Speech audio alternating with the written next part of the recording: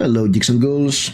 Let's talk some more Elric in our monthly reread of the series, even though it was supposed to be on October, but yes, I had a lot of videos coming out in October and I couldn't fit another one. So early November it is. There will be another Elric video soon, and by the end of the month at least, about the Bane of the Black Sword.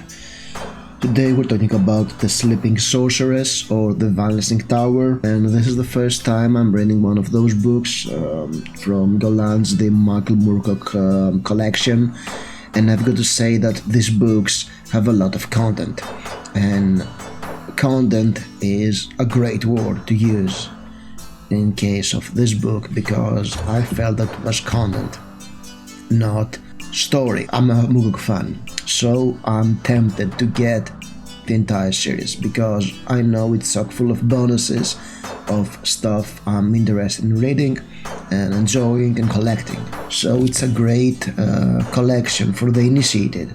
But if you are one of those reading Elric for the first time, by this book you realize that only half of it is about Elric. The rest of it is about other people. I mean, this book starts with the novella of the Eternal Champion, which is not the novel of the Eternal Champion. Contained here is the first third of it, I guess, or half of it of something. No, it's a much more condensed version. I read it, I really like it. It's much more compact and fast. It doesn't get very deep into stuff, of course, but it gets the message through, and I was surprised by how much Andrzej Sapkowski owes to Michael Moorcock, because it's got Witcher elves in it. Witcher elves with scientific technology, but still elves, and the humans have invaded their part of the multiverse, and they are handed. And that's the big twist of the Eternal Champion, yes. I spoiled it for you, but I'll spoil everything for you, so don't worry.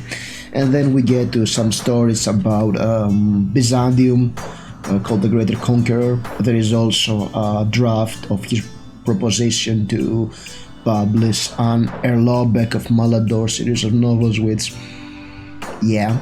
And then we get to the Sleeping Sorceress, which is a good chunk of the book. Then we get our Akir story, the Roaming Forest. And then we get the Flaneur des Arcades de l'Opéra, which is a meta-temporal detective story, I guess. So yes, there's plenty of stuff, but only half of it is Elric. Oh, and there's a parody of Elric called The Stone Thing, which was it was a good self-parody of the Eternal Champion novels. But let's talk about the Sleeping Sorceress, which is my least favorite of the 6 Elric books, for a single reason: Thaleb K'arna. So the first story, the Sleeping Sorceress, starts with Elric trying to find and destroy Thaleb K'arna. He's on the hunt for him. Moongloom is like, let's just go to Dunlorn, but Elric is dead on finding and killing Thaleb K'arna. So as they search for him, they are attacked by some chimera, some creatures that shift forms. They fight, they are captured, and as those creatures are transferring them somewhere, Elric summons an elemental of birds that destroy the chimera. They escape and they reach a castle in the middle of snow. And inside the castle there is a sleeping woman who looks like Simoril, Elric's dead love. And Elric is hit by that. They leave the castle because they believe that Thaleb K'arna lives there. They think that Thaleb K'arna has summoned the chimera. They get to a nearby town, they stay in an inn, but at night the sleeping woman appears to Elric. She is Misela of Canaloon. She's a sorceress who serves law, and she asks him to save her because Thaleb K'arna has put her into sleep and he is marching with an army of chaos towards her fortress. So Elric is transferred to the fortress. He rides a metal bird, a silver and brass bird that she gave him, and he goes to a tower far away that's guarded by a demon. He kills the demon, he gets a pouch, They get back to the castle. Moongloom is there, and the army of Thaleb K'arna comes in. Of course, Thaleb K'arna is leading this army of monstrous men who belong to Chaos, and Elric tries to stop him. He's captured, but then Micella wakes up for a while. She flies with her bird, she throws the contents of the pouch on the army, and then Python of Flesh appears through the earth and destroys the entire army and Thaleb K'arna. So Elric can rest.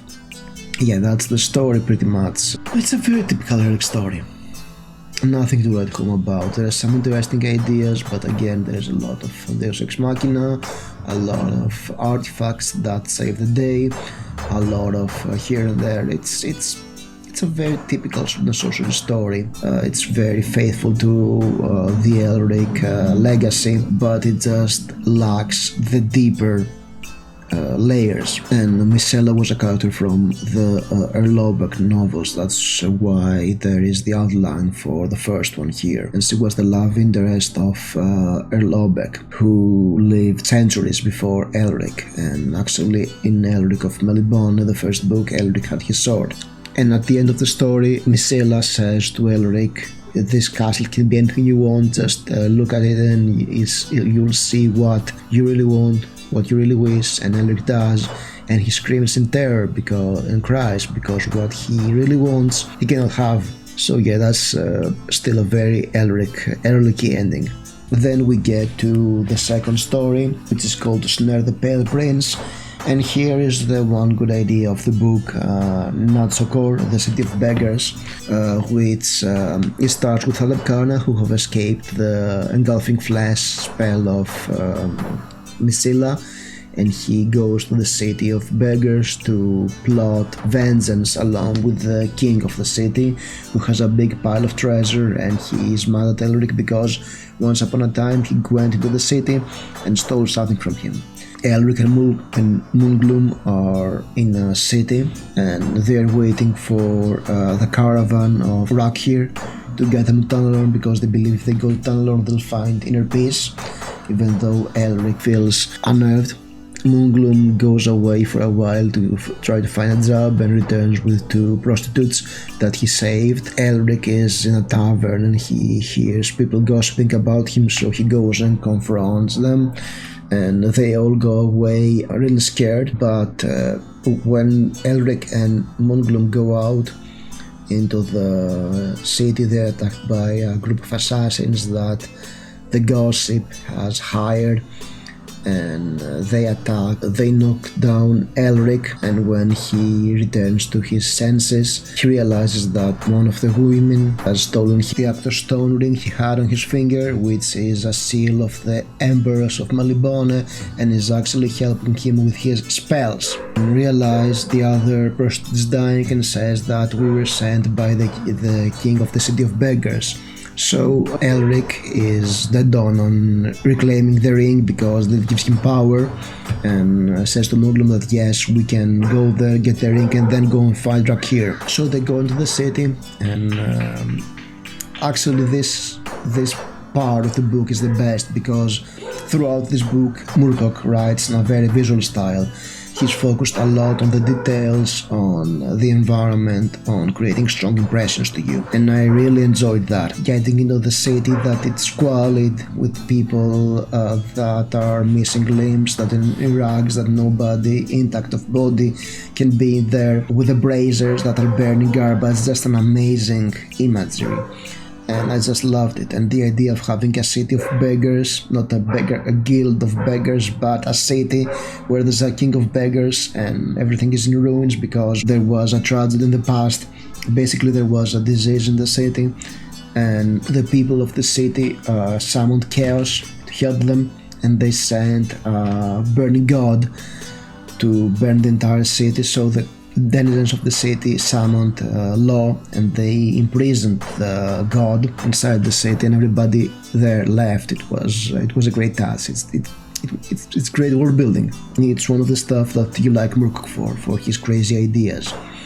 even though he can be very Fermi-like in his stories.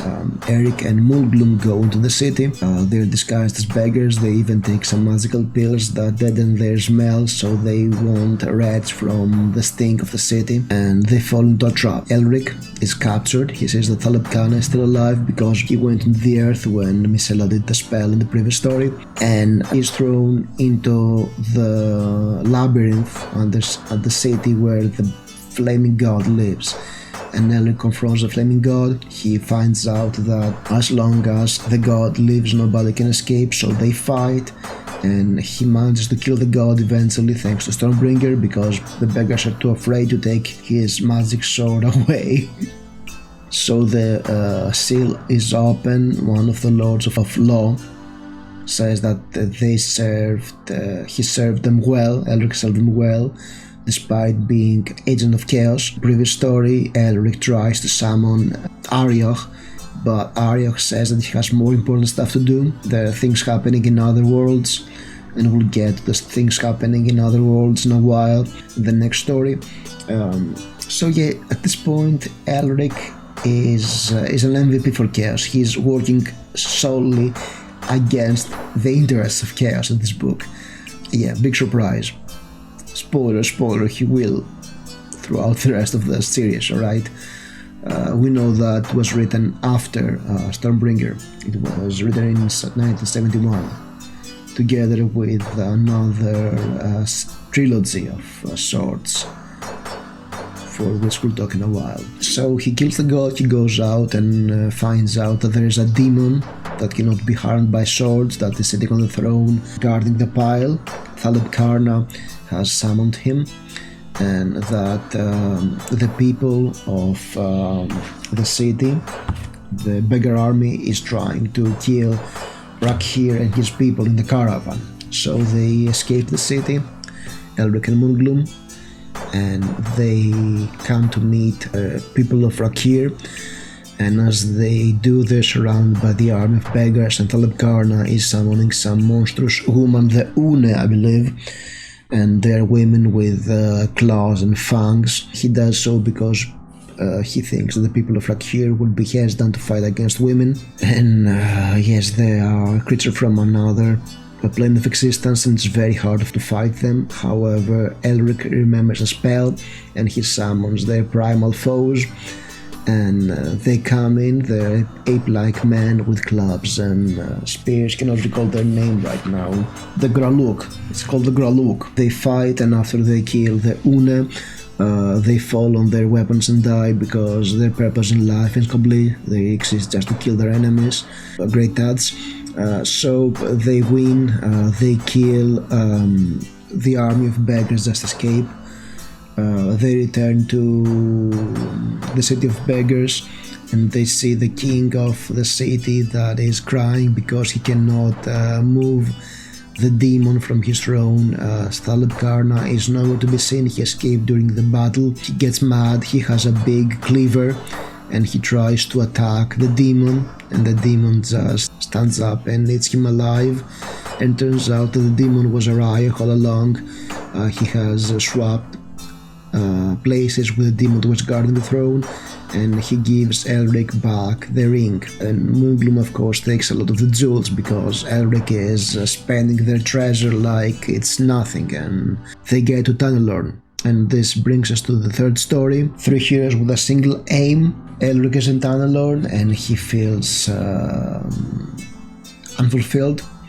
So one day he takes a horse, he goes into the desert around Tunnelorn, and he decides to kill himself through exposure. So he's walking in the desert all alone, without water, without shade, nothing, and he feels exhausted. But Misela comes along.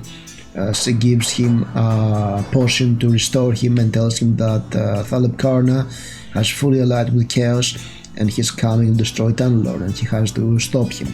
Thaleb K'arna has found some ancient manuscripts, some machines, some monsters from out of time, and they're going to destroy Tunnelorn. So Elric tries to stop him. He charges a big machine he has, and as he does that, he passes through and he is dematerializes somewhere else. And there is another man there, a man who has a metal arm with a lot of fingers, and an eye that is a jewel, and he's Corum. If you remember, back in Sailors in the Seas of Fate, Elric met Corum, and Corum was like, we met before. Me, you, and Erikosi fought together. This is the story where they fight together, but Elric barely remembers it because his memory is foggy from the time. Or maybe it was written later. Sailors was written after this. Elric timeline gets complicated, and they're supposed to go to a Vancing Tower, a tower that moves between planes, to save his follower, Jerry O'Connell, or something like that. Basically, another name for Jerry Cornelius, who is another very famous Moorcock character, because Moorcock has this annoying habit of trying to connect all his stories together. At some point it starts to get tedious, and that's why I say that this book has a lot of content, because these stories feel like content, not like stories. There are of course some very interesting ideas, like the City of Beggars, but overall they feel very samey. And they're here to tie things together, tie the Thaleb K'arna loose ends that doesn't tie itself. And the stories are pretty much basic. But despite having some interesting ideas, some interesting descriptions, they don't feel exciting. They feel like it's content, not stories. And as you can probably guess by the descriptions, a lot of it comes from Thaleb K'arna, me being a very unsatisfying and uninteresting and weak villain. Because Thaleb K'arna is there, he does some spells and poof, he's away. So he's a joke. He was a joke in the story he first appears, the Singing Citadel, but here he's just like Elric took my friend zone woman I wanted and I was simping for, and Elric is like, yes, you can have her, whatever, you can have your son, I don't care. But Thaleb K'arna is just hard on destroying Elric and subjugating the entire world so he can get Ysana. He's simping. I mean, yes, Ysana is a cougar, but as you saw in describing her in the previous books, she's just, she knows how to get men, alright? But she's not a great catch. Erikosi also appear in the form of a big black man, and they enter the tower. They fight a dwarf that is there, along with the creature he summons, and they destroy him. And then they teleport to Tunnelorn. Elric and Erikosi teleport to Tunnelorn. Elric was in, Corum was not. He supposed to go to another Tunnelorn because he wants to fight the Lords of Chaos in his own trilogy. And actually, this entire scene, the Vancing Tower scene, also happens in the third book of this trilogy, The King of Swords. I didn't reread it, but it's the same story written from two different perspectives, because they were written at the same time in 1971, and I'm pretty sure Moorcock wrote the entire story here just to explain Elric's sides of things from this story. Yes, eat your heart out, Twilight Lady. Moorcock did it decades ago. Very telling from another perspective. Oh yes, upon his return, Thaleb K'arna has captured Misilla, and the people of Tunnelorn are like besieged by huge serpents that spew flame, magical flame to destroy stuff. They don't know what to do.